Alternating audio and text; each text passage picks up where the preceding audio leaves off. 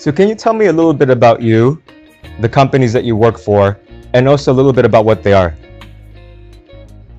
Okay, my name is Amit Lohani. I represent a company where I'm an entrepreneur called Max Foods.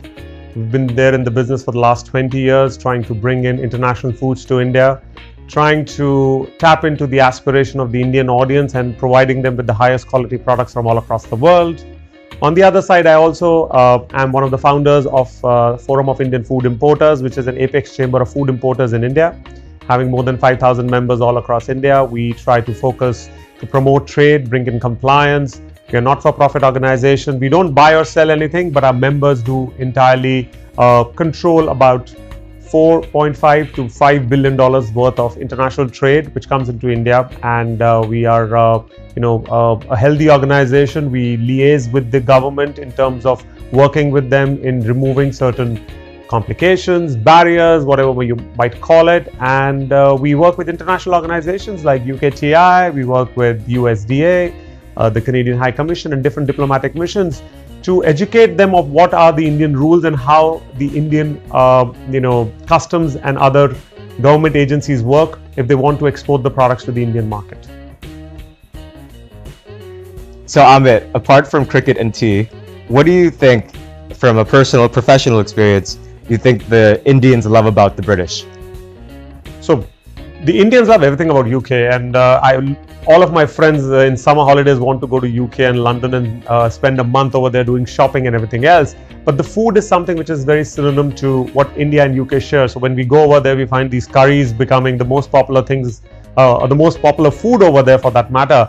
And we are sometimes, we find it strange that something which is done in our backyard or in our homes is a popular dish in the UK and they call it their cuisine.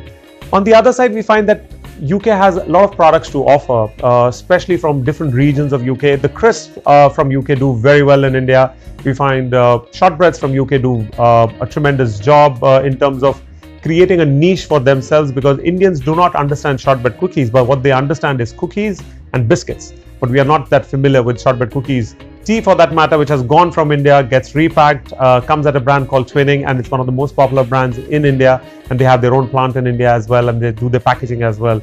And besides that, as myself, my company works with a lot of British companies. We try to bring in a lot of products. We are planning to bring in A2 milk for the first time from UK.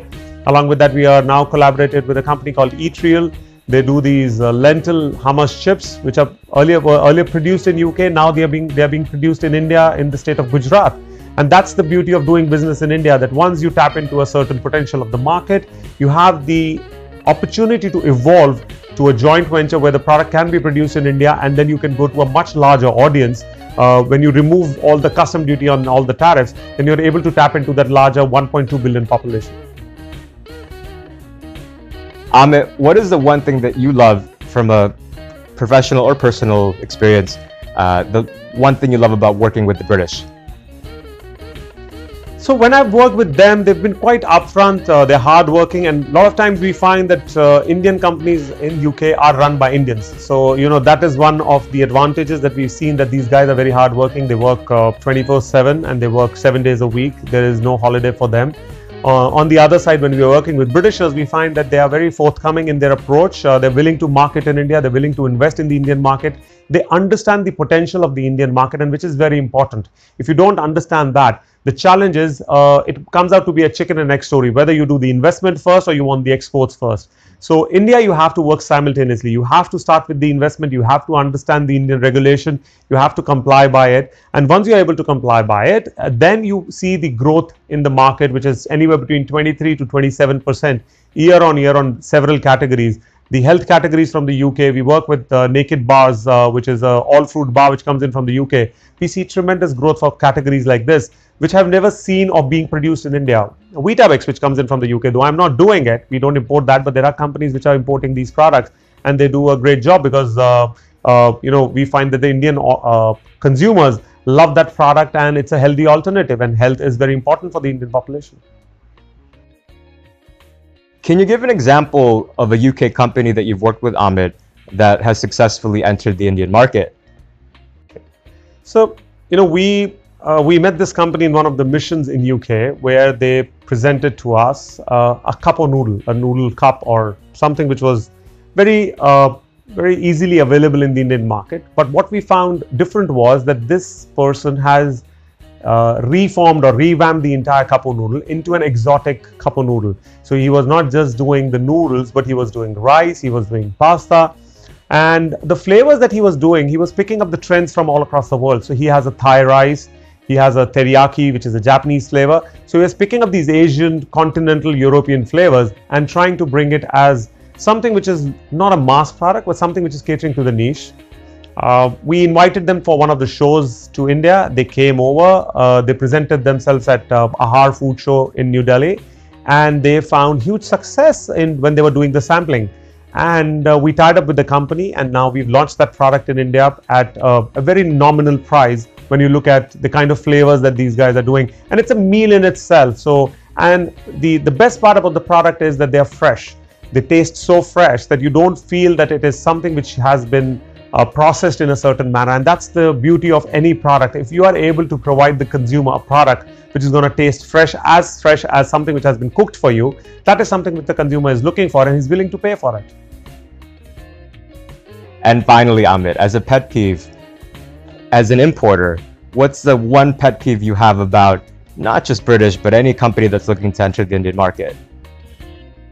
So, my pet peeve would be something where I tell everyone that, please do not look at India as just another market. The challenge with everyone else is that they want to come to India and apply the British strategy or the American strategy or the Italian strategy. You have to devise. India in itself it's a European Union in its own way. We have different sects, we have different religions, we have different eating habits. So once you go from north to south, you see a huge change in what consumer behavior analysis has been. The north people are more adventurous when it comes to tasting food. The south are more traditional. They want filter coffee, we want Nespresso shots. So it's a different market altogether. And what we say is you have to align different strategies for different markets within India. So whenever you do that, always look for the right importer who's able to give you his perspective on the Indian market and have a strategy which works all across India and devise multiple strategies for different regions of India. So that is something which would help you to grow the market. And that's something that we always tell them, that have this strategy devised in conjunction with the Indian importer, rather than saying that this has worked in China or this has worked in Singapore or this has worked in Thailand or Japan. Different markets, you have to apply different strategies, and that's something that we tell them.